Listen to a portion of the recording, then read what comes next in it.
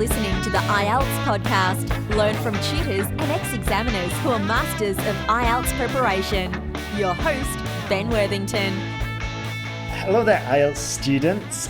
In this tutorial, we're going to be speaking with one of our star teachers, one of the essay correctors on our team, who's correcting tons of essays every single week, and she's an absolute star. This is why she's on our team. So welcome to this audio tutorial podcast. Daphne, how are you doing? Oh, hi, Ben. I'm fine. Thank you for that lovely introduction. Help. I am really enjoying working with you and working with all the students at IELTSPodcast.com. And thank you for everybody for sending in such amazing essays. When I got Daphne's sample essay correction, which we ask teachers to send in order, like as a part of the application process, I was more than happy, and I was like, yep, we found our star. I mean, maybe I shouldn't be telling Daphne that now, but as soon as I heard it, I was like, yep, this is the kind of person we want. So let's jump into it. In this tutorial, we are going to be sharing with you about how to think of ideas and how to get ideas for the lovely IELTS Writing Task 2. So Daphne's been teaching IELTS for about 7 years in language schools based in the UK for students like 17 and upwards. And she's got lots of experience with students taking this exam for different reasons. Maybe it's for university entrance, maybe it's for jobs, maybe it's for immigration. So Daphne, which part of the exam do you think students struggle with the most? Oh, Ben, it's such a good question. I think the writing section is without any doubt the hardest bit. I love writing, but I know that for a lot of people, writing is the hardest bit. And there's many reasons for this. It's actually not really surprising if we think about it. Most people aren't used to writing in their own language, definitely not in such an academic style. Most of us write emails rather than long essays about things. So I think if you lack experience, or if you don't need to write in your own first language, let alone in English, it's even harder. Yeah, I totally agree there. I totally agree. And I'll just share one thing that I think I've shared before on this podcast, is that once I got good at writing and like organizing my thoughts and making my writing more concise, I almost instantly discovered an improvement in the quality of my thinking. Like the brain fog evaporated and I got much clearer and crisper, not only in my thinking, but also in my speaking. So I think this is an immensely valuable skill to develop, not just in English, but also in your own native language. So which questions, Daphne, are you asked the most by your IELTS students? Oh, gee, I think one of the hardest things is, well, firstly, what does this question mean? It takes a lot of effort actually to kind of unpick the question, which means breaking the question down into little sections. Quite often I find that students have got one half of the argument, get super excited, write a lovely essay, and then we look at the question again and go, hang on, but what about the other half? There's something missing here. Yes. So, I think that can be quite tricky. Yeah, I totally agree. And that when I began like preparing students for IELTS, because I would write out essays myself and I would fall victim to this exact same problem. And even worse, I would get excited about my answers and start developing them even further. But like, as you just said, forgetting a whole chunk of the question and just developing my train of thought and presenting solutions. And I'd be like, that is actually a really good solution. But as I said before, it's not really the quality of the solution, or it's just the quality of the communication, it's the quality of the way it's expressed and developed, and of course, as you've just mentioned, is it actually answering the question? So you said students struggle and they'll focus maybe on just one part of the question instead of the entire question. So this is where we really come on to, I think, what we're going to chat about, Ben, which is the planning and the brainstorming. And so many of you say to me, I don't have time to plan. I only have 40 minutes for this essay. But what we want to show you is that, honestly, in 3 minutes, you can think of some really good ideas. And once you've got those ideas sort of out of your brain and onto a piece of paper, you can quickly check back as you're writing and almost cross off the ideas when you've put them in your essay. And then you stay on task. Absolutely. This is a good point. But let's just rewind a little bit. A lot of students can't get ideas onto the paper. How do they solve that? Or how do you teach students to solve this, Daphne?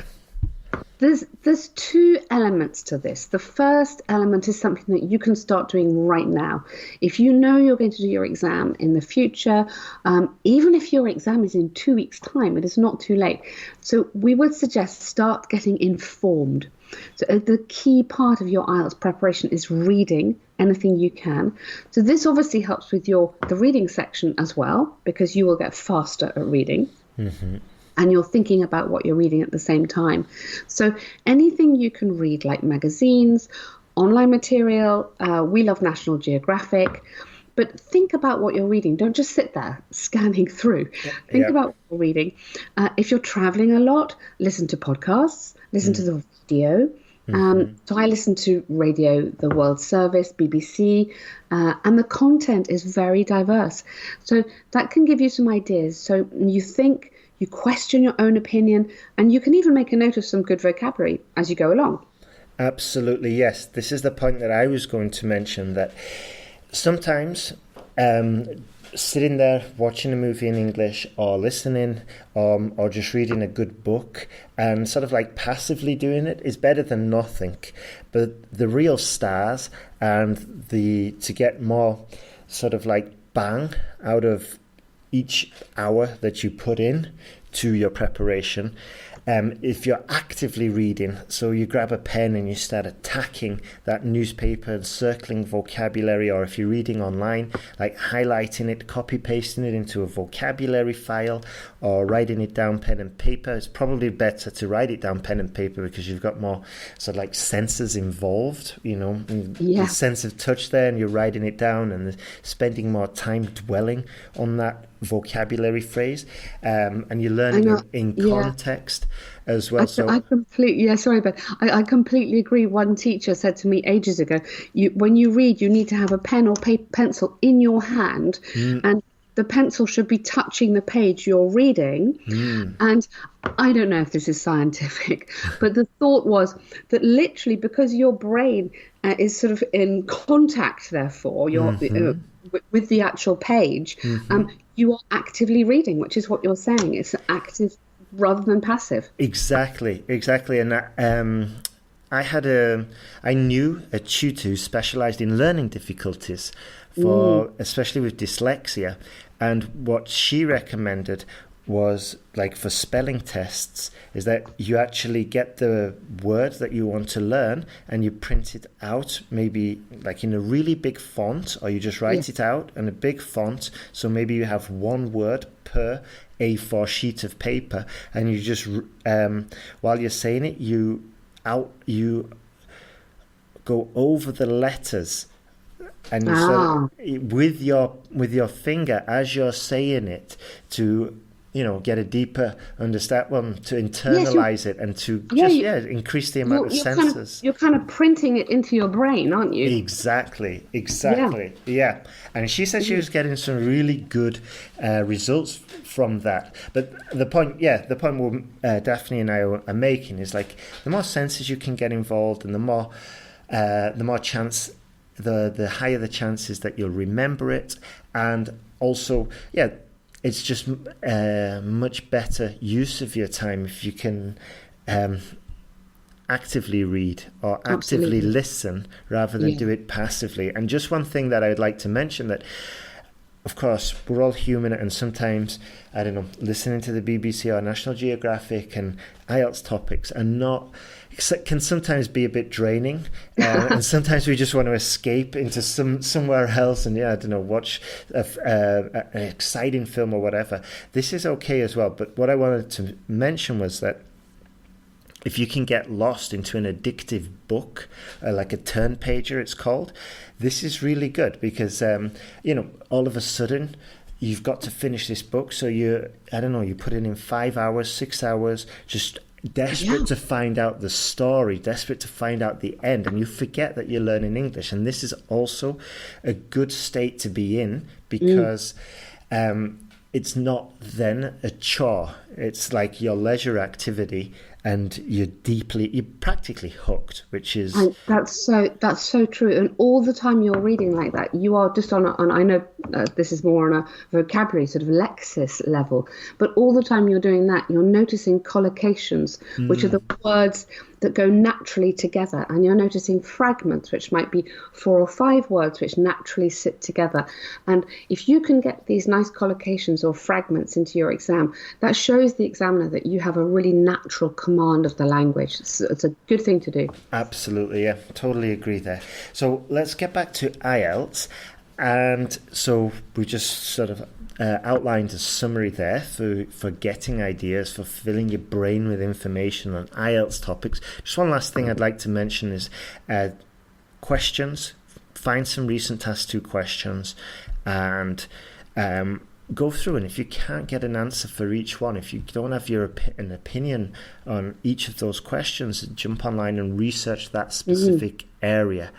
So what could a self-study student do, Daphne, when they're in the exam room and maybe they're in a panic because, like, the question, and maybe this is very common actually, that a student, the mind goes blank and like, oh my word, what am I going to do in this situation? How can they solve this? Yeah, this is the most horrible, horrible feeling. And what I want to suggest today is making a mind map.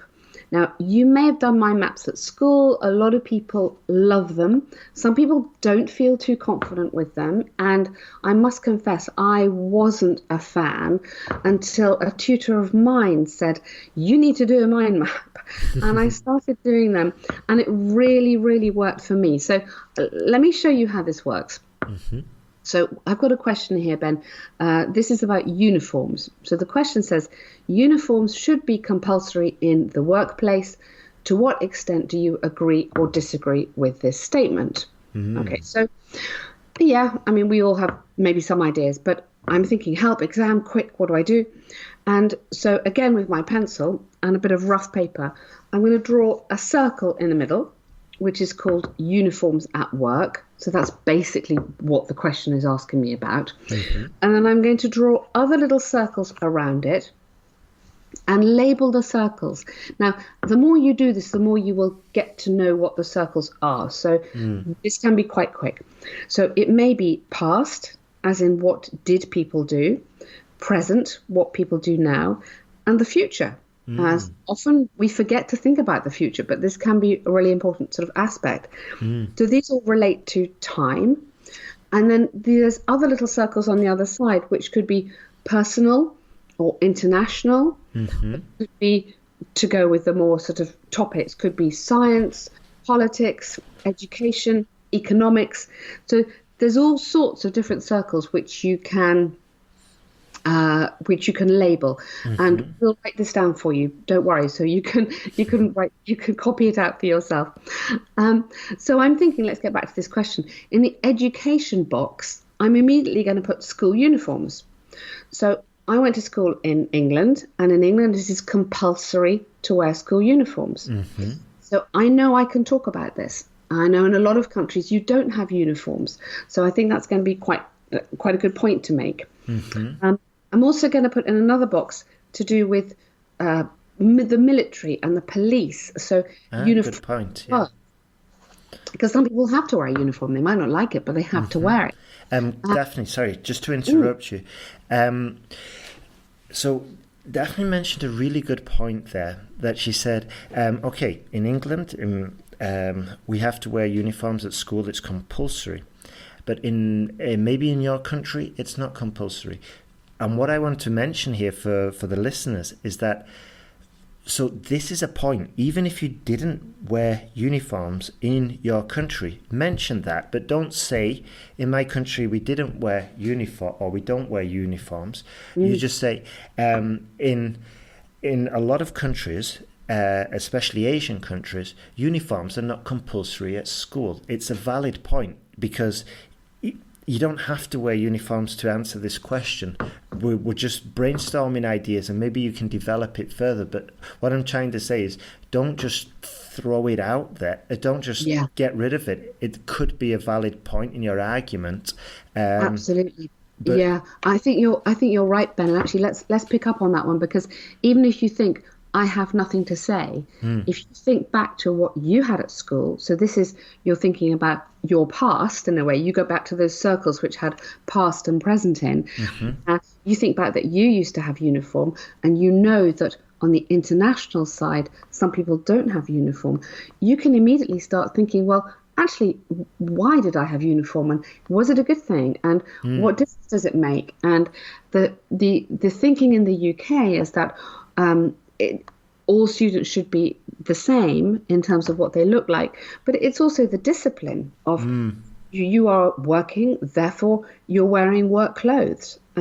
So you might think you have no ideas, but actually you probably do have quite a few ideas. Exactly. It's just a case of like developing it and being aware. Like, so, okay, we didn't wear uniforms in our school. Let's just write this down. For example, in Denmark, it's common for children not to wear uniforms. However, in other countries, it is a very important part of the culture and has been standardized for the last 20 years or whatever, and so on and so forth. Okay, sorry to interrupt. Let's get back to you. No, you're absolutely there. So as soon as you've got your ideas, so my ideas in the little boxes were going to be school uniforms, the military and police, and also thinking about the kind of present time, dress down Fridays. Now, this probably came from America, I'm guessing. I don't know. But this is a kind of new-ish trend or fashion where on Fridays people don't have to wear a suit and they can wear their own clothes. So I would write that today society's become more relaxed. Our norms have changed, and that the traditional expectations have been modified. So I could have a lovely sentence like that, which basically says that it's not the same as it used to be in the past. Yeah, absolutely. That's a good point. And phrases and like dress down Friday or casual Friday, these pick up these is a good example of your lexical resource and of your knowledge of this topic. So if collocations and phrases like that come to mind when you're brainstorming, write them down as well, because you can easily drop or fashion a sentence around these collocations and pick up those points later when we go to developing the essay. Yeah, absolutely. Yeah. So should we have another look at another title, Ben? Yes. Yep, that's fine. Yeah. So this is one I found the other day, and this is really interesting. I think it's very topical. The title says, "Advertisements are influencing us in a negative way." It's a very short statement. To what extent do you agree or disagree? And I think this is quite relevant. So in my circles, the beginning, a big circle in the middle, I'm going to put adverts, positive or negative. So I can put a little plus or a minus, literally. The other circles I think I might need for this are education, social, because I want to talk about health. I mean, I could put health, doesn't matter, and economics. And I'm thinking about, okay, TV, what have I watched on TV? Which adverts have I seen, like on my computer or as I'm walking around, billboards, that kind of thing. And there's a lot of adverts for food. and McDonald's. And in the UK, unfortunately, there's a lot of unhealthy food around. There's a lot of junk food. So I want to write about that. Junk food, this is a bad idea to have it advertised because it has a negative impact on health. And I can just talk about obesity, which is a real epidemic, a real problem in many Western countries, and has an also negative impact on the economy. Absolutely, yeah, good point.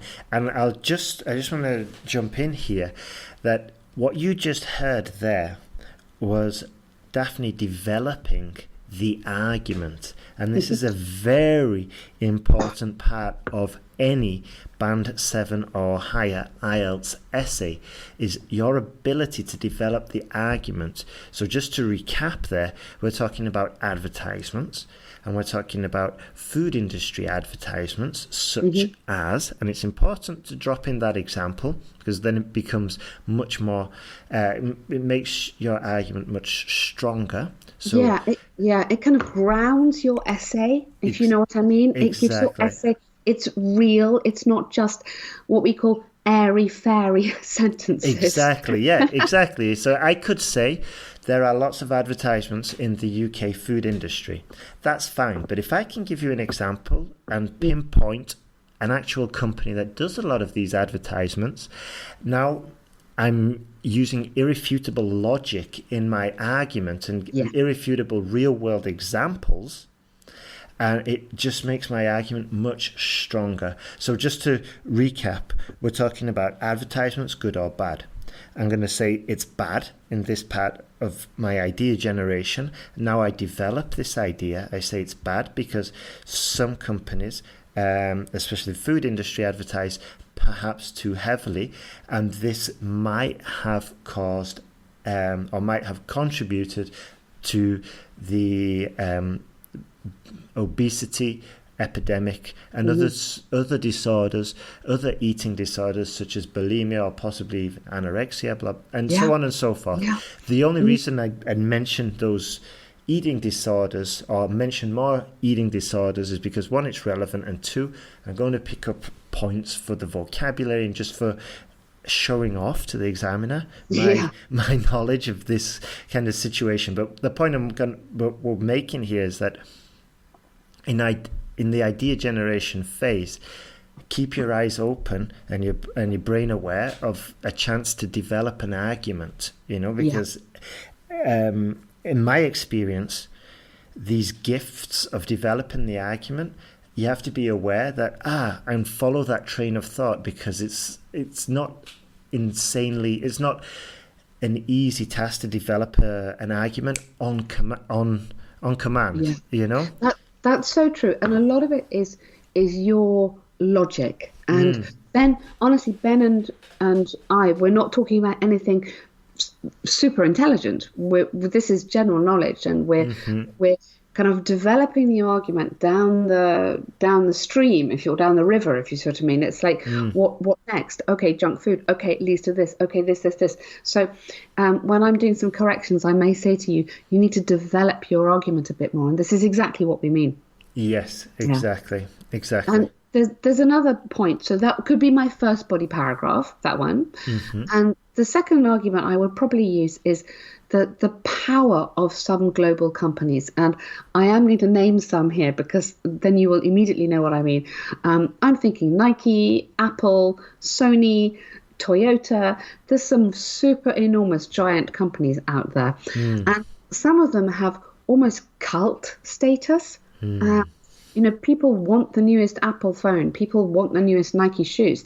And they're selling not just great products, but they're selling like a desirable lifestyle. And the danger from that is that it encourages consumerism.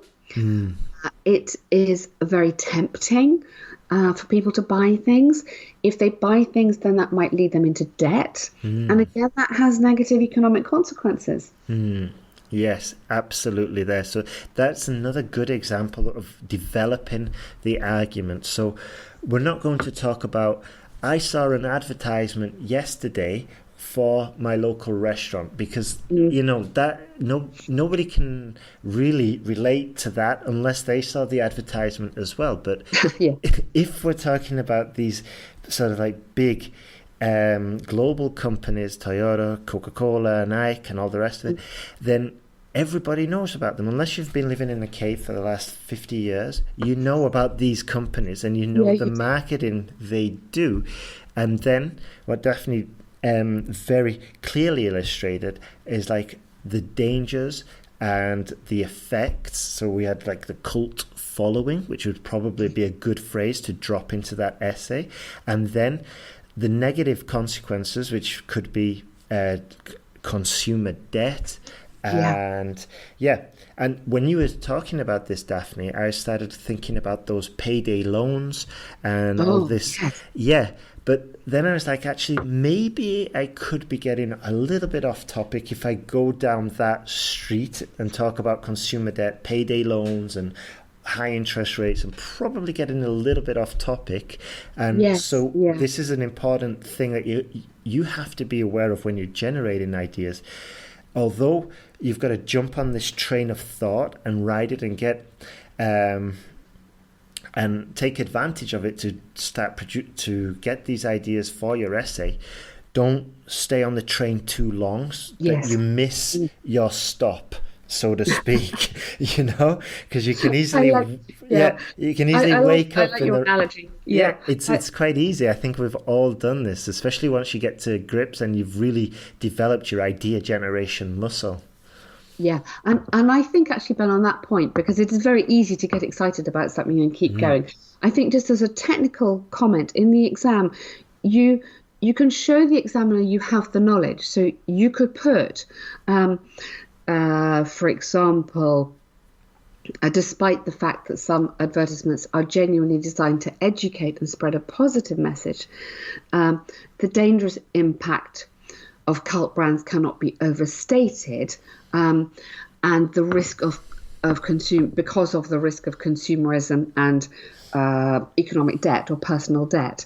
And you can stop there. You can just throw the words in, consumerism or personal debt, and the examiner's thinking, okay, great, wow, that's clever. But you don't need to then go on and explain what personal debt is. Exactly, exactly. This is, when you were saying it, I was like visualizing the essay, and then I was like, okay, if I was writing this, I'd probably just stop there. As we said before, just stop that train of thought, and then maybe I'll offer an additional point of view. And so I'll say something like, in addition, advertising has also been linked to, advertising in such sectors as the beauty sector or cosmetic sector have been linked to lower levels of esteem because consumers are constantly bombarded with perfection or something like that. I'd need to develop it a bit more, but what I'm saying is that we can sort of like offer another idea, develop it a little bit more, stop, and then develop another idea, rather than keep developing, because we run the risk then of going off topic. Yeah, that's absolutely right. And then in a way, going back to our little mind maps, when you've made that point, cross it off the list, but keep looking back on it in the same way that keep reminding yourself of the title of the essay, so you stay on point. Exactly.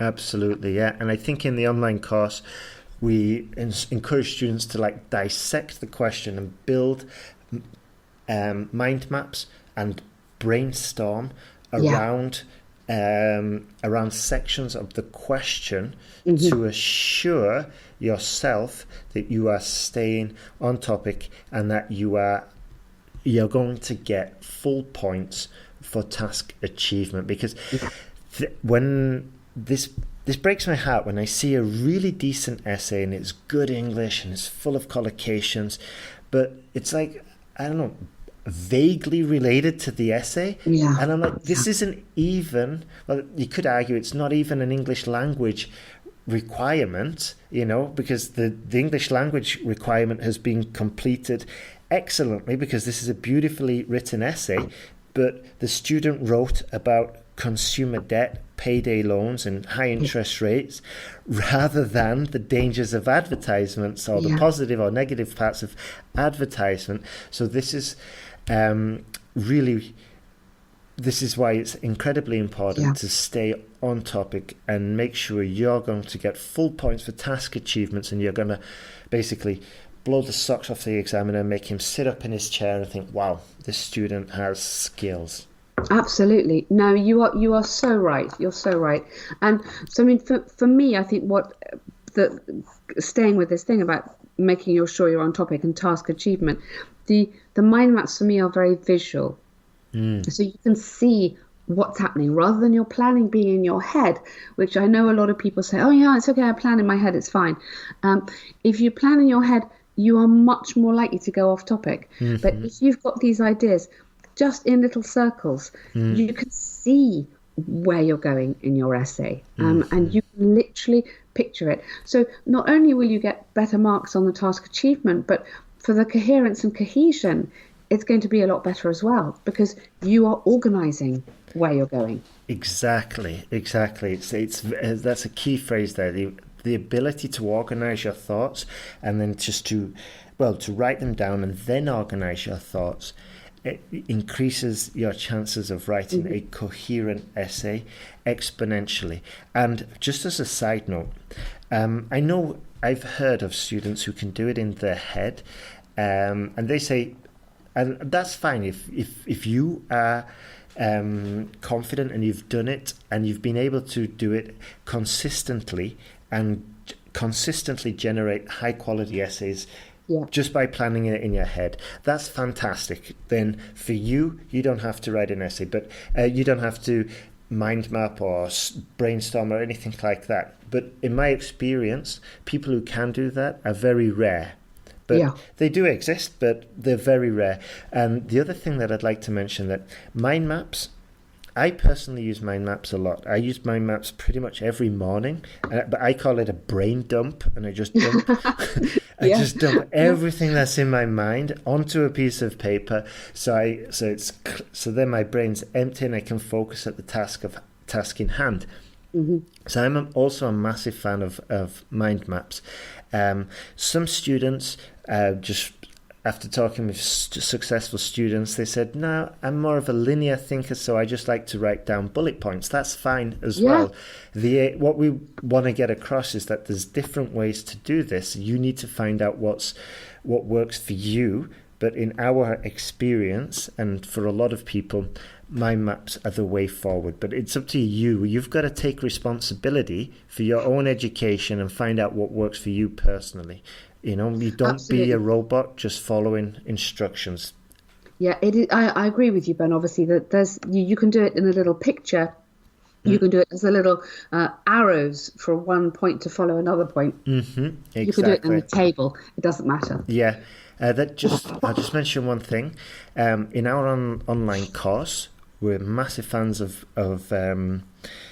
brainstorming the question, dissecting it, like classifying it, dissecting it, and then assigning ideas to specific parts of the question, pretty much like what Daphne was mentioning before, and then numbering the ideas in order that you will mention them in your essay, just to make sure that there's some logic there when you're developing your argument, you know. Okay, right then. Is there anything else you would like to add before we finish? Because we're pretty much close to the end. Yeah, no, I mean, let me just sum this up, Ben. So what we've talked about is what you can do now. So what you can do now is to build up your ideas and challenge your opinion. To build up your ideas through reading or through radio, podcasts, also TED Talks. Ben and I are massive fans of TED Talks, which are brilliant. You can practice as much as possible. Yes. So getting feedback. The online correction service we do is really, really good. So you will have one of the tutors going through your essay with you, giving you really good feedback, which is a great way to improve. Yeah. And then, sorry. No, I was just going to say totally agree there. Sorry. and then taking the time before you start writing, just 2-3 minutes to do your brainstorm and planning through your mind map, and then you can concentrate on writing the essay. Then you're not starting to write thinking, okay, well, that's one paragraph. What on earth am I going to say next? You've done the planning, and then you can focus on beautiful writing. And just two things that I want to say, that if idea generation and brainstorming is something that you struggle with, give yourself time and permit yourself to work on developing this skill. Don't just say, oh, I'm rubbish, and I'm, give yourself time and allocate time to develop this skill, and you will see an improvement. Second, keep developing it to the point that it becomes almost like muscle memory, that you just do it automatically, and it becomes a skill in itself, because once it becomes so embedded and ingrained in your thinking for answering task 2 essays, it kind of disappears into the background and frees up mental resources for you to focus on your essay and the language and the quality of your writing. And it's one of those skills, what I'm saying is that it's one of those skills that can be internalized, so it's not going to take up so much mental energy. And once it's internalized, it happens quickly and automatically. And this is what a lot of successful students, this is the level they get to, especially band 7 or higher, that it's internalized, and this allows them to focus on the actual essay writing and pick up the big points. Yeah, absolutely. Thank you, Ben. Great. Yeah, that's everything. So, if you feel like this has been a valuable tutorial for you, then you'll probably love the online course, because we go into this in a lot of detail, and we know from personal experience after coaching so many students that this is a massive pain point, and this is why we go into it in a lot more detail and with even more practical solutions on the online course. And as Daphne mentioned before, we're getting a ton of success with this. And just one last thing with the essay correction, it really is like a tutor's there looking over your shoulder and guiding you and encouraging you just to write your best possible essay and keep on improving, because without this feedback, you're more or less on your own, and it's not fun preparing for this lovely exam on your own. It's much better. It's hard. It's tough. Yeah. It's tough. Yep. And this is why we're here, just to help you and help you write the best essay that you can write, and to get the best results that you can get, and the results that you really deserve. So I think that's everything. Thank you very much, Daphne. Thank you, Ben. Good luck, everybody. Good luck.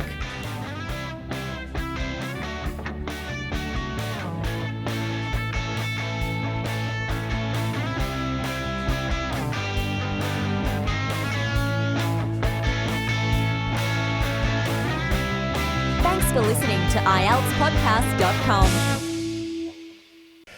All right, so all done.